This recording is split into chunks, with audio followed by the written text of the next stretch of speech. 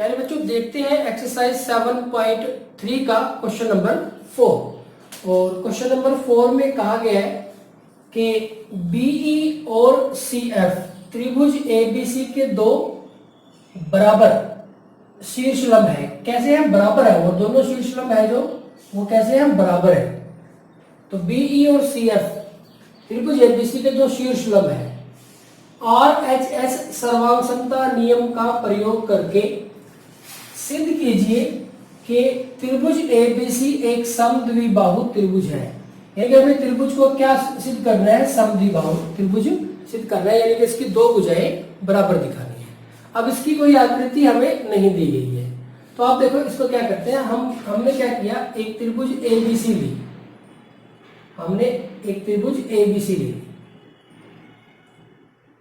A B और सी, और क्या है? बीई, एक तो है बीई और एक है सीएफ। ये इसके शीर्ष लंब है, इस तरह से ये इसके शीर्ष लंब होंगे, बीई और सीएफ। थोड़ा सा इसको ठीक करना चाहो तो कर सकते हो, बीई और सीएफ, सीएफ। तो ये इसके शीर्ष लंब हो। हमें सिद्ध करना है कि त्रिभुज जो एबीसी है वो कैसी त्रिभुज है? समद्विबाहु त्रिभुज है। अब देखो हमारे पास दिया है, क्या दिया है? यह दिया गया है त्रिभुज एबीसी जिसमें शीर्ष लंब कौन कौन से? बीई और सीएफ बराबर है। यानी कि हम लिख सकते हैं कि बीई बराबर है सीएफ। ये समीकरण एक हो गया हमारे पास। और हमें सिद्ध करना है त्रिभुज एबीसी एक समद्विबाहु त्रिभुज है। ये हमें सिद्ध करना है, यानी कि इसकी दो भुजाएं बराबर दिखानी है। और नियम कौन सा लगाना है? आरएचएस सर्वांग समता नियम का प्रयोग हमें इसमें करना है। अब आप देखिए हम क्या करते हैं, एक तो हमने त्रिभुज ये ले ली बी एफ सी, और एक ये त्रिभुज ले ली, कौन सी? बीई सी। त्रिभुज बी एफ सी और त्रिभुज बीई सी में, त्रिभुज बीई सी में, तो हमने ये दो त्रिभुजें ले ली। अब देखो क्या हो सकता है इसमें, इन दोनों त्रिभुज में हमारे पास जो शीर्ष लंब है वो बराबर है, और एक साइड है जो बीसी वो दोनों में कॉमन है। अब देखो ये एंगल 90 डिग्री है क्योंकि शीर्ष लंब है, ये भी 90 डिग्री का है, ये 90 डिग्री का है, ये भी 90 डिग्री का है, तो बन रही है बात हमारे पास। तो यहां पे हम कह सकते हैं कि इस अगर बी एफ सी त्रिभुज की बात करें तो जो ये कोण है, ये वाला कोण है वो 90 डिग्री का है, तो हम लिख सकते हैं कोण बी एफ सी बराबर है, ये 90 डिग्री का है बी एफ सी, और इधर से ये वाला कोण बी ई सी, कोण बी ई सी, ये बराबर है दोनों। कैसे है दोनों? 90 डिग्री के हैं, समकोण है दोनों, एक हो गया। दूसरी बात, हमारे पास बीई और सीएफ बराबर है, बीई और सीएफ शीर्ष लंब है, बराबर है, ये हमें दिया गया है या दिया है। और बीसी बराबर है बीसी, ये उभयनिष्ठ होगी।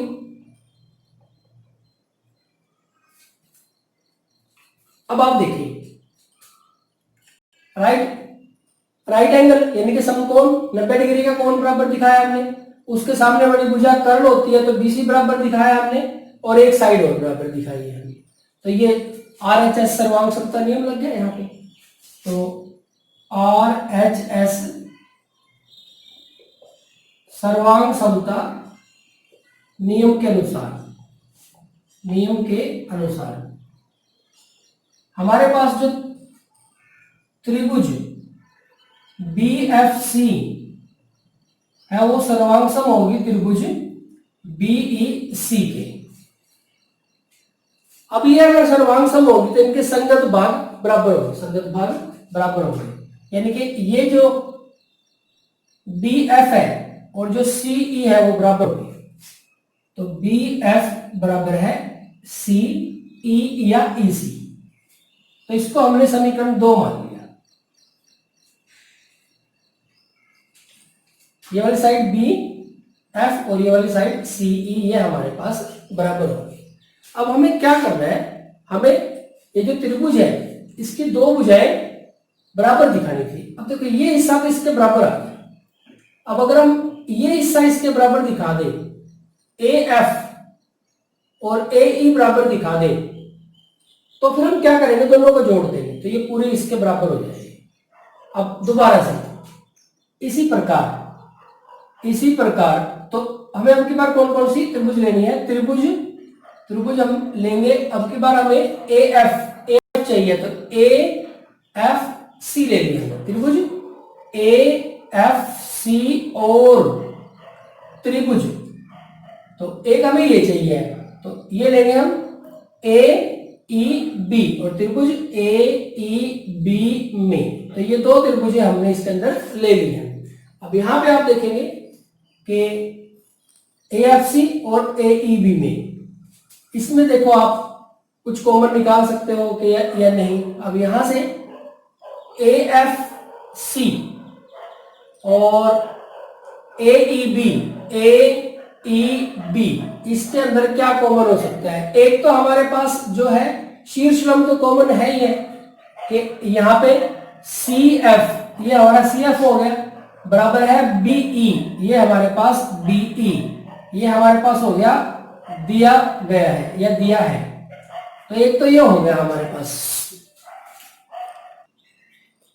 इसी प्रकार हमारे पास 90 डिग्री के कोण है दो, देखो AFC तो कोण AFC बराबर है AFC, दूसरी त्रिभुज है AEB तो कोण AEB, तो ये भी तो 90 डिग्री के कोण है, तो कोण AEB,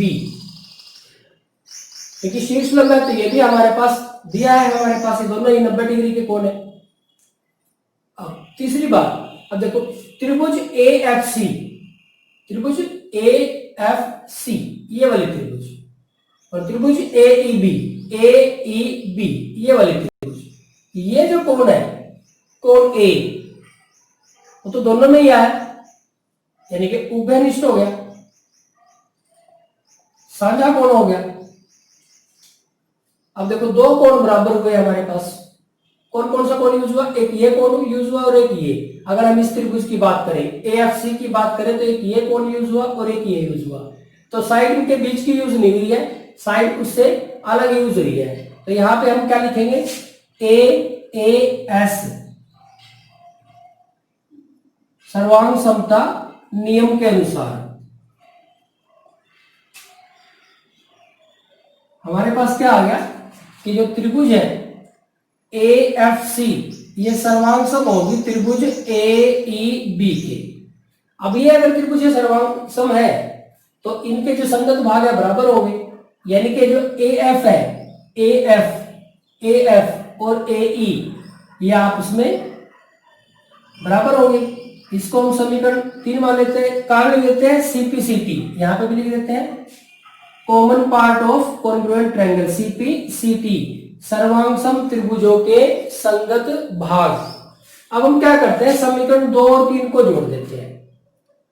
समीकरण 2 और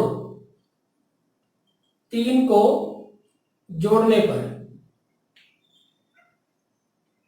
समीकरण 2 में है BF प्लस यहां पे है ये AF, राइट साइड में जोड़ देते हैं। ये है सीई प्लस ये है एई। अब आप देखें BF ये प्लस AF ये, तो जब इन दोनों को जोड़ेंगे तो AB हो जाएगा पूरा AB। इधर से CE और AE ये, तो ये और ये दोनों को जोड़ेंगे पूरा तो हमारे पास कितना हो जाएगा AC हो जाएगा। तो देखो AB और AC बराबर होंगे, तो त्रिभुज ABC में AB बराबर है AC, इसलिए त्रिभुज ABC एक समद्विबाहु त्रिभुज है, और यही हमें दिखाना था। तो यहां पे हमारा जो उसने पूछा था वो प्रूव हो जाता है। आप लिखना चाहो तो लिख सकते हो कि हेंस प्रूव्ड। ये हमारे पास इसका आंसर है। प्यारे बच्चों, ये था हमारे पास क्वेश्चन नंबर 4। बस ये था। इसमें आपको एक कॉन्सेप्ट ध्यान रखना है कि यहां पे हमें AB और AC बराबर दिखाने थे, तो पहले हमने दो त्रिभुजें वो ली जिससे हमने BF और CE को बराबर दिखाया, फिर दो त्रिभुजें वो ली जिसमें हमने AF और AE को बराबर दिखाया, फिर इन दोनों को जोड़ा, इधर से इन दोनों को जोड़ा तो AB और AC बराबर आ गया। तो त्रिभुज कैसी होगी? समद्विबाहु त्रिभुज होगी। तो प्यारे बच्चों, ये था हमारे पास क्वेश्चन नंबर 4।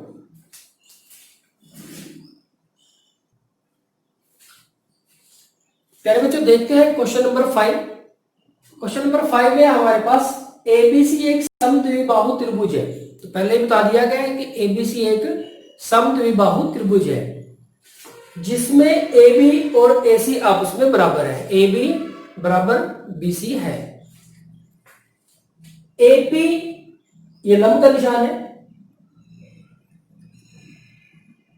लंब है BC, खींचकर दर्शाइए कि कोण B बराबर है कोण C। तो कोण B और कोण C को हमें बराबर ठिकाना है। तो यहां पे भी आकृति नहीं दी हुई है, हमें खुद ही बनानी पड़ेगी आकृति। तो यहां से हमने एक त्रिभुज ली ABC ABC, जिसमें AB और AC बराबर है, और जो AP है वो लंब है AP, यानी कि ये 90 डिग्री का कोण है और ये भी 90 डिग्री का कोण है। AP लंब है BC पर, तो ये हमने यूज कर लिया। अगर इसको आप थोड़ा बढ़ाना चाहें क्वेश्चन को तो लिख सकते हैं कि दिया है यह हमारे पास एक समद्विबाहु त्रिभुज ABC जिसमें AB बराबर है AC, ये एक समीकरण हो, और AP भुजा BC पर लंब है। तो यहां पे हम लिखना चाहे तो लिख सकते हैं कि ये जो हमारा कोण होगा, कोण APB और जो ये कोण होगा APC बराबर है कोण APC। दोनों ही कितने हैं? 90 डिग्री के समकोण है। इसको आप समीकरण 2 मान सकते हैं। तो ये जो डाटा दिया था हमने लिख लिया। अब हमें सिद्ध करना है। सिद्ध करना है, क्या सिद्ध करना है हमें सिद्ध करना है कि कोण B बराबर है कोण C। तो ये दो कोण हमें बराबर दिखाने हैं। अब देखो हम क्या करते हैं, हम लेते हैं त्रिभुज APB और त्रिभुज APB और APC और त्रिभुज APC में कुछ आपको नजर आ रहा है कि हम इनको सर्वांग सम प्रूव कर सके। AB और AC बराबर है, AB बराबर है AC दिया है, दे रखा है, हम यह समीकरण 1 से लिख लो आप। दूसरी बात, ये जो एंगल है APB और APC दोनों बराबर है, कोण APB बराबर है कोण APC बराबर है 90 डिग्री। ये पार्ट देखना चाहो तो लिख सकते हो कि समीकरण 2 से, समीकरण 2 से। और जो एपी है वो उभयनिष्ठ है, एपी बराबर है एपी, उभयनिष्ठ, कॉमन साइन। अब देखो 90 डिग्री का कोण और उसके सामने एक भुजा कर्ण होती है, तो 90 डिग्री का कोण यूज हुआ और कर्ण यूज हुआ और एक साइड और यूज हुई, यानी कि कौन सा नियम लग गया, RHS सर्वांग समता नियम के अनुसार, नियम के अनुसार हमारे पास क्या हो गया, त्रिभुज APB सर्वांग सम होगी त्रिभुज APC के। अब देखो अगर ये त्रिभुज सर्वांग सम है तो इनके संगत भाग बराबर होंगे, तो इनके संगत भाग बराबर होंगे तो यहां पे आप क्या कॉन्सेप्ट यूज कर सकते हैं, आप ये देख लें APB, तो ये जो कोण है और ये जो कोण है ये बराबर नहीं होगा, तो इसलिए कोण B बराबर है कोण C। और हमें सिद्ध क्या करना था, हमें यही तो सिद्ध करना था। आ गया हमारे पास क्या लिखा, CPCT, यानी कि तो पूरा सर्वांग सम त्रिभुजों के संगत भाग, इससे भी हमें कोई प्रॉब्लम नहीं है। तो CPCT लिख दिया आपने, यही हमें प्रूव करना था, तो हम लिख देते हैं हेंस प्रूव। तो प्यारे बच्चों यहाँ पे हमारा जो क्वेश्चन नंबर 5 है वो कंप्लीट हो जाता है, और जो हमारी एक्सरसाइज 7.3 है यहाँ पे एक्सरसाइज भी कंप्लीट हो जाती है। तो ये थी एक्सरसाइज 7.3। प्यारे बच्चों शुरू में आपको ये एक्सरसाइज थोड़ी डिफिकल्ट लग सकती है और आपको ऐसा लग सकता है कि बहुत मुश्किल क्वेश्चन है, लेकिन ऐसा कुछ भी नहीं है। जब आप प्रैक्टिस करेंगे इसकी, एक बार जब आपके सारे के सारे जो कॉन्सेप्ट है वो माइंड में क्लियर हो जाएंगे, आप इन सभी क्वेश्चंस को ओरल सोल्व कर सकते हो बिना कॉपी पेन के भी, अपने माइंड में इनके बारे में सोच के, जो इनके नियम है उनके बारे में अच्छे से विचार करके ओरल ही इन क्वेश्चन को सोल्व कर सकते हो, आंसर तक पहुंच सकते हो। तो जितनी ज्यादा से ज्यादा प्रैक्टिस हो सके आप इनकी प्रैक्टिस करें। अगर कोई क्वेश्चन आपको नहीं समझ में आता है तो आप उसको एक बार फिर से देखें और फिर उसको करके देखें।